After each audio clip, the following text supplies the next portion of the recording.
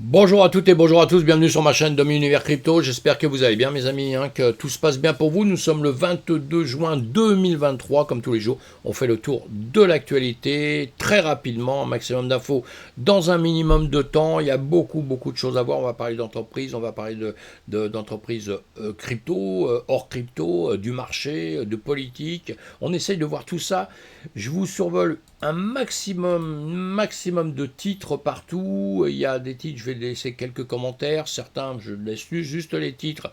Et en revanche, vous avez les liens sous les vidéos. Et comme ça, vous pouvez creuser ce que vous avez envie d'aller approfondir. L'important, c'est de savoir dans tout notre écosystème ce qui se passe tous les jours. J'essaie de vous mettre au parfum le plus tôt possible d'une entreprise qui sera rentrée en contact, qui veut publier quelque chose. Et nous, on ne peut pas tout approfondir parce qu'en quelques minutes, on n'a pas le temps de tout approfondir. Mais vous allez le faire vous-même, évidemment. Pensez à vous abonner à ma chaîne si ce n'est pas fait. Faites-le si vous l'avez déjà fait. Mille merci, mes amis. Vous êtes les bienvenus tous. On a un BTC 29 950, un ETH à 1888. Bah bon, c'est pas mal. On a un marché, évidemment, automatiquement, quand le BTC repart dans le vert, eh bien les autres, ils en profitent pour aller grimper un peu plus. Mais attention, quand il redescend, ils vont redescendre un peu plus vite. Donc ça peut faire une moyenne, tout ça. La guerre en Ukraine, comme d'habitude, évidemment. On continue toujours à y penser, aux gens qui souffrent à cause de tout ça. C'est terrible, et à tous les morts, évidemment. Le marché, vous allez voir, évidemment, calendrier économique. Il y a toujours plein de news à suivre partout. Comme je vous dis tous les jours, vous suivez le marché américain. Ce qui est important, c'est la tech. Donc, vous avez le Nasdaq, vous suivez l'or aussi. Et puis, le S&P 500, on essaie de voir un peu la corrélation, la décorrélation. Il y a des moments, ça bouge un peu. Actuellement, ça s'est un peu décorrélé.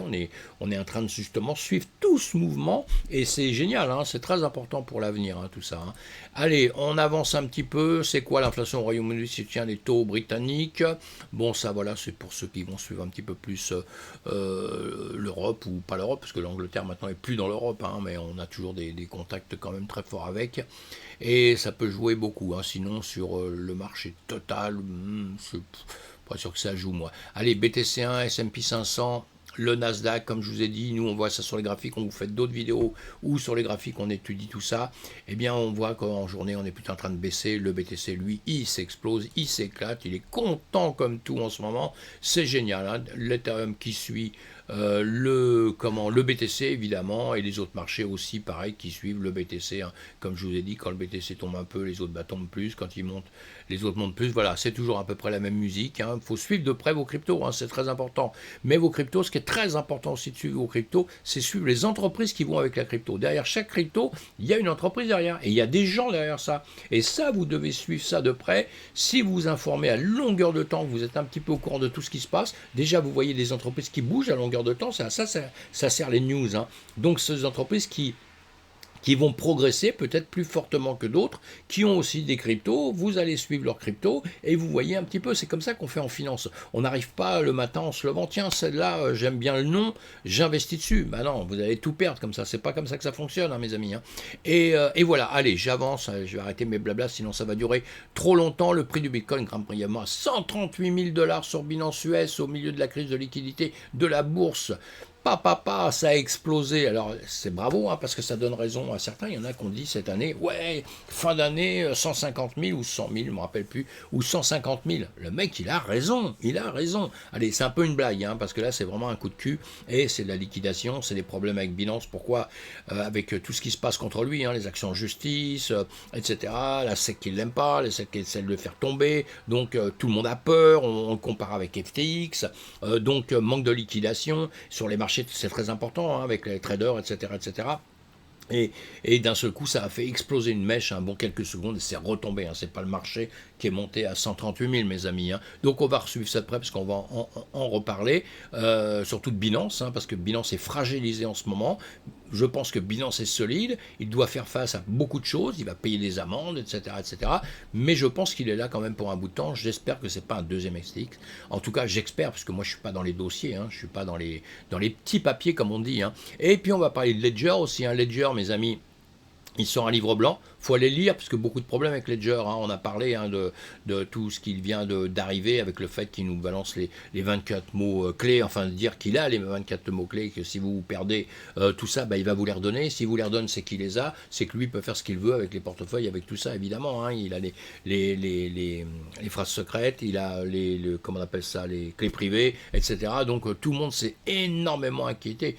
À juste titre ou pas, on verra. Le système est en train d'avancer, il faut qu'il se transforme. Ce qu'ils essayent de faire, je pense, je ne suis pas en train de les défendre, j'ai aucun intérêt chez eux, moi, mais ce qu'ils essayent de faire, je pense, c'est d'attirer un plus grand nombre de personnes et d'essayer de simplifier un peu la chose. Parce qu'aujourd'hui, ça fait peur la crypto. Vous rentrez dedans, on vous dit tout le temps, ouais, tu rentres dedans, si tu perds tes clés, tu as perdu la clé de chez toi, tu as tout perdu.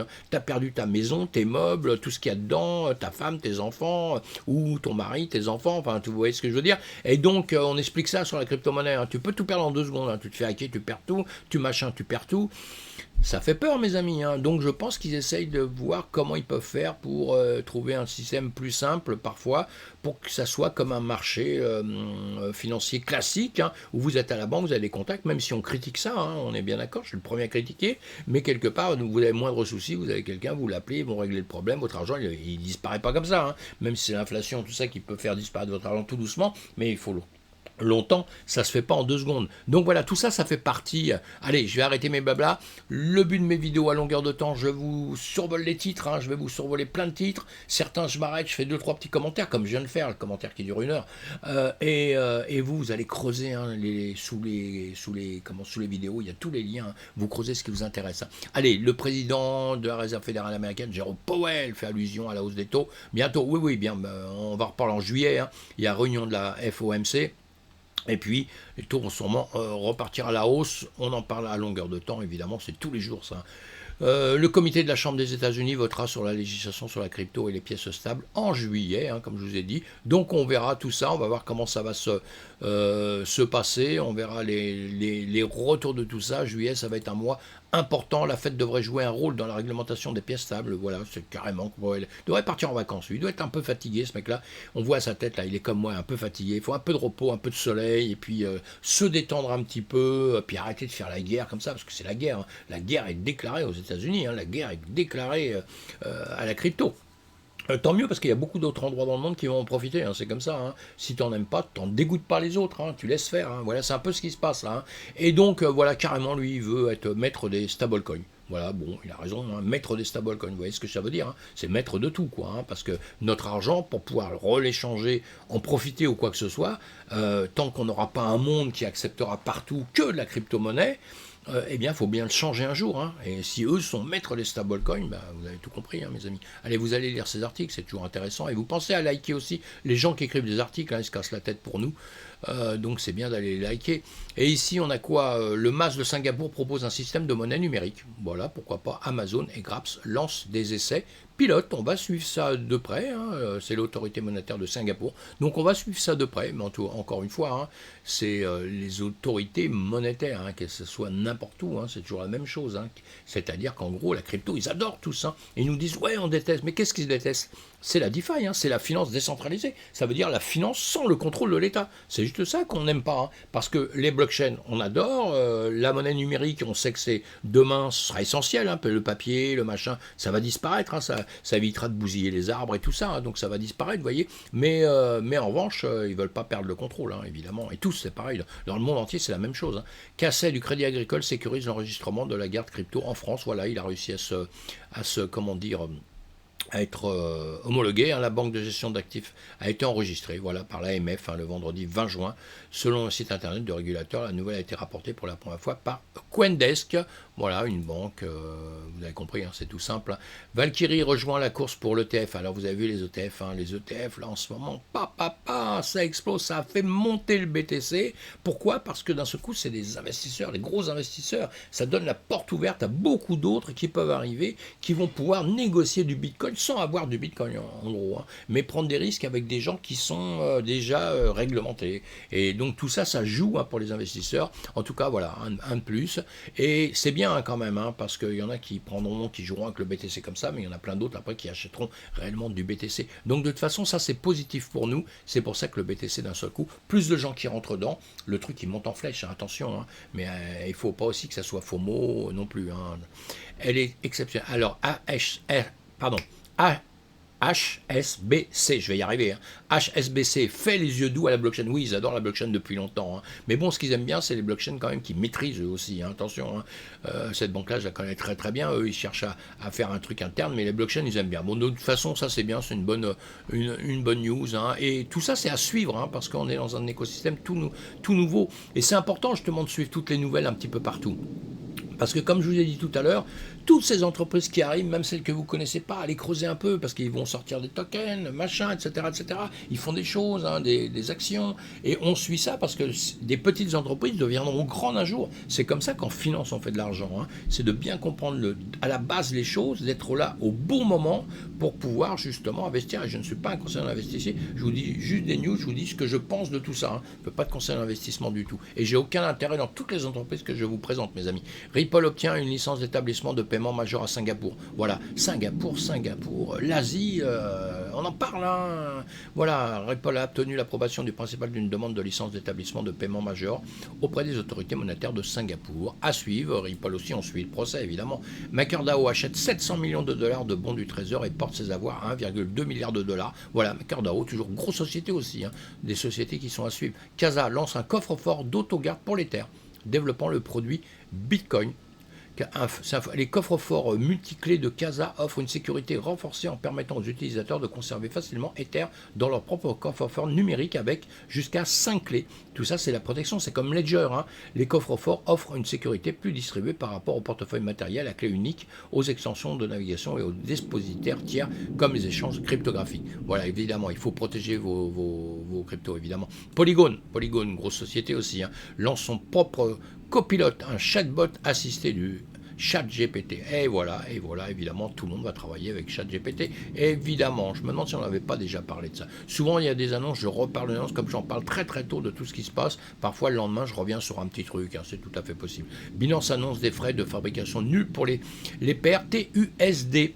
Voilà, il étend également les frais de négociation nuls sur des paires de stablecoin USD à toutes les paires existantes et nouvelles et ses frais de fabricant nuls en BUSD pendant encore 6 mois. Bah lui, Binance en ce moment, c'est chaud, hein, donc il essaye de faire un peu des efforts et surtout pour ne pas faire fuir les gens. Les gens là, ils fuient tout seuls, hein, il suffit de la SEC, hein, pour faire fuir les gens et lui, il essaye évidemment de faire son job, hein, et j'espère qu'il le fait bien. J'espère en tout cas. Et donc là, on a quoi? Le plus grand stablecoin Tether au monde s'agrandit en s'intégrant à Kawa Blockchain. Voilà, hein, Kava, pas Kava, pardon, Kawa. Kawa, c'est le café, j'adore le Kawa. C'est un lapsus, hein, parce que j'ai envie de boire un café depuis tout à l'heure et Kawa, c'est le café. Kava, c'est la société, donc société qui maintenant va se servir aussi en émettant de l'UST sur la blockchain de couche 1 de Kava. Tether vise à fournir aux utilisateurs et aux membres de la communauté de Kava la possibilité de tirer parti des avantages du premier stablecoin au monde. Il nous a fait peur aussi l'année dernière, hein, mais on a peur de tout maintenant, hein, on a peur de tout, on a tellement de trucs qui se sont effondrés en 2022 que maintenant on a peur. Mais c'est bien, hein, la peur n'évite pas le danger, mais la peur fait prendre des précautions, mes amis. Et ça, c'est très très important. Moi, je suis parfaitement content qu'il arrive des petites catastrophes. Ça permet aux gens d'un seul coup de retomber les pieds sur terre, de se dire, ouille, il faut faire attention. Et maintenant, on va faire attention, on va se protéger, on va avancer comme ça.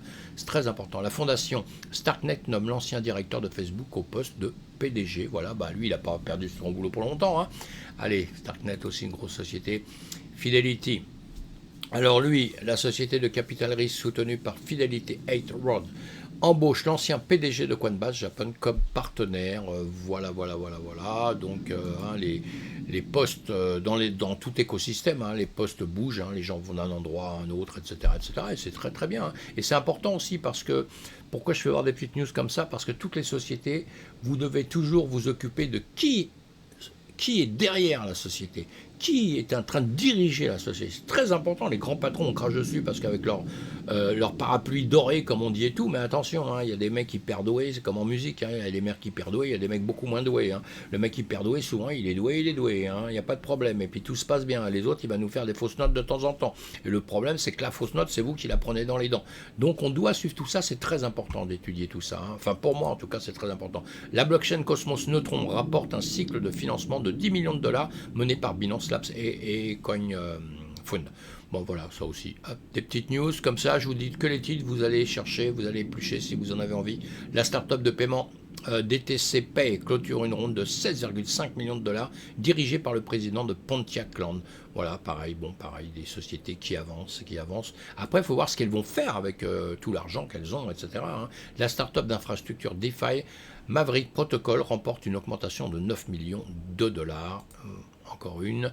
Et Web3, alors le game, je crois que j'en ai parlé aussi, le jeu Web3 Gods Unchained, il rejoint Fortnite, hein, League of Legends sur Epic Games Store. Alors ça c'est pour les joueurs, hein, pour ceux qui aiment ça, hein, ça c'est pareil, ce sont des grosses sociétés à suivre évidemment. Voilà mes amis pour aujourd'hui. J'essaie d'aller relativement vite, encore une fois, il y a beaucoup de choses à aller creuser. Si vous avez du temps, bah, vous allez dans les liens, vous regardez, hein, parce que c'est toujours l'information est toujours... profitable, hein, mes amis. Toujours. Ça, c'est une des choses que j'ai retenues dans le monde. C'est toujours profitable. Allez, on se retrouve sur une autre vidéo. Portez-vous bien. Un petit beau jour pour le Christoptagine. Bye bye.